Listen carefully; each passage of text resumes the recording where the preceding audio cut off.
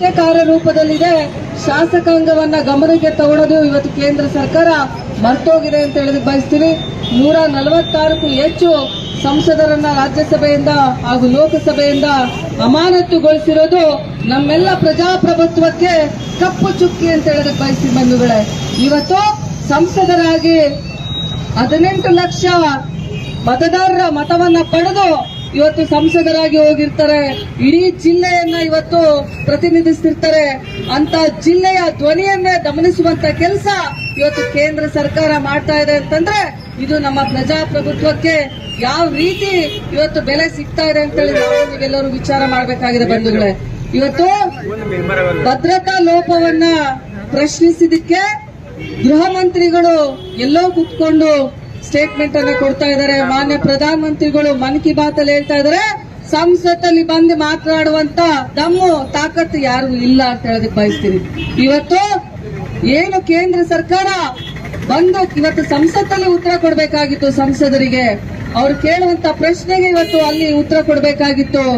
ಅದ್ರ ಬದಲು ಇವತ್ತು ಸಂಸದರನ್ನ ಇವತ್ತು ಅವರ ನಡವಳಿಕೆ ಸರಿ ಇಲ್ಲ ಅನ್ನುವಂತ ರೀತಿಯಲ್ಲಿ ಇವತ್ತು ಏನು ಪ್ರಶ್ನೆ ಕೇಳ್ತಾರೆ ಅನ್ನುವಂತ ಭಯದಿಂದ ಅಮಾನತುಗೊಳಿಸ್ತಾ ಇದ್ದಾರೆ. ಇದು ಸಾಕಷ್ಟು ಎಲ್ಲರಿಗೂ ಕೂಡ ಇಡೀ ನಮ್ಮ ದೇಶದವರು ಇವತ್ತು ಅರ್ಥ ಮಾಡ್ಕೋಬೇಕು. ಕೇವಲ ಒಂದು ಧ್ವನಿಯಿಂದ ಇವತ್ತು ದೇಶ ನಡೀತಾ ಇದೆ ಹೊರತು ಯಾವುದೇ ಜನಪ್ರತಿನಿಧಿಗಳಿಗೆ ಇವತ್ತು ಬೆಲೆ ಇಲ್ಲ.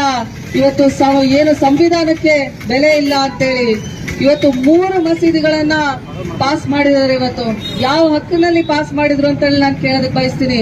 ಇವತ್ತು ಮಸೂದಿಗಳನ್ನ ಪಾಸ್ ಮಾಡಬೇಕು ಅಂದ್ರೆ ಅಲ್ಲಿ ಇದ್ದಂತರ ಅಭಿಪ್ರಾಯವನ್ನ ತಗೋಬೇಕು, ಅಲ್ಲಿ ಇದ್ದಂತರು ಅದಕ್ಕೆ ಅನುಮೋದನೆಯನ್ನ ನೀಡಬೇಕು. ನಾನು ಕೂಡ ಜಿಲ್ಲಾ ಪಂಚಾಯತಿ ಅಧ್ಯಕ್ಷರಾಗಿ ಜಿಲ್ಲಾ ಜನರಲ್ ಬಾಡಿ ಮೀಟಿಂಗ್ ಅಲ್ಲಿ ಏನು ಅಸ್ತಿತ್ವದಲ್ಲಿದೆ ಎಲ್ಲಾದ್ರಲ್ಲೂ ಅದೇ ಒಂದು ಕಾರ್ಯಾಂಗ ಶಾಸಕಾಂಗ ಇವತ್ತು ಅಡ್ಮಿನಿಸ್ಟ್ರೇಟಿವ್ ಜೊತೆಗೆ ಜನಪ್ರತಿನಿಧಿಗಳು ಕೂಡ ಅಷ್ಟೇ ಪ್ರಮುಖವಾಗಿರ್ತಾರೆ.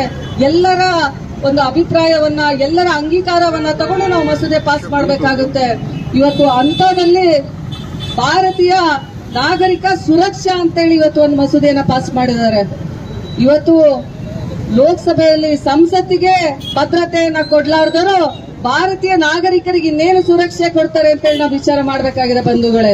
ಇವತ್ತು ಸಂಸತ್ತಿಗೆ ಆ ಒಂದು ಭದ್ರತೆ ಲೋಪವಾಗಿದೆ.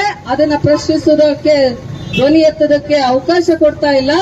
ಅಂತದಲ್ಲಿ ಭಾರತೀಯ ನಾಗರಿಕ ಸುರಕ್ಷಾ ಒಳಗೊಂಡಂತೆ 3 ಮಸೂದೆಗಳನ್ನ ಪಾಸ್ ಮಾಡಿದರೆ ಇದಕ್ಕೆ ನಾವೊಬ್ಬ ಪ್ರಜಾಪ್ರತಿನಿಧಿಗಳಾಗಿ ಒಂದು ಮತದಾರರಾಗಿ ಸಾಮಾನ್ಯ ಮತದಾರರಾಗಿ ಇದಕ್ಕೆ ನಮ್ಮ ಧಿಕ್ಕಾರವಿರ್ಲಿ ಅಂತೇಳಿ ಧಿಕ್ಕಾರವನ್ನ ಕೂಗ್ತಾ ಇವತ್ತು ಏನು ನಮ್ಮ ಕಳೆದ 9 ವರ್ಷದಲ್ಲಿ ಹಲವಾರು 2 ಕೋಟಿ ಉದ್ಯೋಗವನ್ನ ಹೇಳಿದ್ರು. ಜೊತೆಗೆ ನಮ್ಮ ಅನ್ನಭಾಗ್ಯದಡಿ ನಾವು ಹೆಚ್ಚುವರಿ ಅಕ್ಕಿಯನ್ನ ಕೇಳಿದ್ರೆ ಆಪ್ಷನ್ಗೆ ಹೋದ್ರು. ಇವತ್ತು ಫ್ಲಡ್ ಅಂತ ಸಂದರ್ಭದಲ್ಲಿ ಕೂಡ ಇವತ್ತು ಯಾವುದೇ ಅನುದಾನವನ್ನ ನೀಡಲಿಲ್ಲ. ಕೋವಿಡ್ ಅಂತ ಸಂದರ್ಭದಲ್ಲಿ ಸಾಕಷ್ಟು ಲೋಪದೋಷಗಳಾದವು. ಇವೆಲ್ಲವನ್ನ ನೀವು ನೋಡಿದ್ರೆ ಖಂಡಿತವಾಗ್ಲೂ ಕೇಂದ್ರ ಸರ್ಕಾರ ಅಸ್ತಿತ್ವದಲ್ಲಿ ಇರೋದಕ್ಕೆ ಲಾಯಕ್ಕಿಲ್ಲ ಅಂತ ಹೇಳೋದಕ್ಕೆ ಬಯಸ್ತೀನಿ. ಇವತ್ತು ಬಿಜೆಪಿ ಸರ್ಕಾರ ಏನು ದುರಾಡಳಿತ ನಡೆಸ್ತಾ ಇದೆ ಇದಕ್ಕೆ ಕರ್ನಾಟಕದಲ್ಲಿ ತಕ್ಕ ಪಾಠವನ್ನ ಕಲಿಸಿದರೆ ಮುಂಬರುವಂತ ಲೋಕಸಭಾ ಚುನಾವಣೆಯಲ್ಲೂ ಕೂಡ ಇವತ್ತು ಜನರು ತಕ್ಕ ಪಾಠವನ್ನ ಕಲಿಸ್ತಾರೆ ಅಂತ ಹೇಳೋದಕ್ಕೆ ಬಯಸ್ತೀನಿ ಬಂಧುಗಳೇ. ಜನರು ಮತದಾರರು ಇವತ್ತು ಸಾಕಷ್ಟು ಸೂಕ್ಷ್ಮತೆಯಿಂದ ನೋಡ್ತಾ ಇದ್ದಾರೆ. ಮಹಿಳೆಯರಿಗೆ ಭದ್ರತೆ ಇಲ್ಲ, ಮಕ್ಕಳಿಗೆ ಭದ್ರತೆ ಇಲ್ಲ, ಸೈನಿಕರಿಗೆ ಭದ್ರತೆ ಇಲ್ಲ, ದೇಶಕ್ಕೆ ಭದ್ರತೆ ಇಲ್ಲ, ಹೆಚ್ಚಾನೆಚ್ಚು ಸಂಸತ್ತಿಗೆ ಭದ್ರತೆ ಇಲ್ಲದರೂ ಇಡೀ ದೇಶಕ್ಕೆ ಏನು ಭದ್ರತೆ ಕೊಡೋದಕ್ಕೆ ಸಾಧ್ಯ ಅಂತ ಹೇಳೋದಕ್ಕೆ ಬಯಸ್ತೀನಿ. ಇಂಥ ಕೇಂದ್ರ ಸರ್ಕಾರಕ್ಕೆ ಬಿಜೆಪಿ ಪಕ್ಷಕ್ಕೆ ನಮ್ದೊಂದು ಧಿಕ್ಕಾರ ಇರಲಿ ಅಂತೇಳಿ ಧಿಕ್ಕಾರವನ್ನ ಕೂಗ್ತಾ ಇವತ್ತು ಕೇಂದ್ರದಿಂದ ನಿಮಗೆ ನಡೆಸೋದಕ್ಕಾಗಿದ್ರೆ ನಡೆಸ್ರಿ. ಇನ್ನ 3 ತಿಂಗಳು ಬಾಕಿ ಇದೆ. 3 ತಿಂಗಳಷ್ಟೇ ನಿಮ್ಮ ಅವಧಿ. 3 ತಿಂಗಳಾದ್ಮೇಲೆ ಮತ್ತೆ ಬರೋರು ನಾವೇ ಅಂತ ಹೇಳೋದಕ್ಕೆ ಬಯಸ್ತೀನಿ.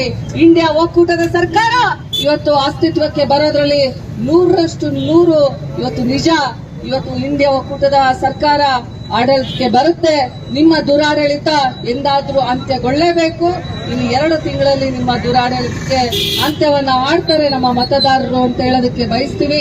ಇವತ್ತು ಏನು ಕೇಂದ್ರ ಸರ್ಕಾರ ಈ ಧೋರಣೆಯ ನಡೆಸಿದೆ ಇದನ್ನ ಹಿಂದೆ ತಗೊಂಡು ಸಂಸತ್ತಲ್ಲಿ ಸಂಸದರಿಗೆ ಮಾತನಾಡುವಂತ ಹಕ್ಕನ್ನ ಕೊಡಬೇಕು.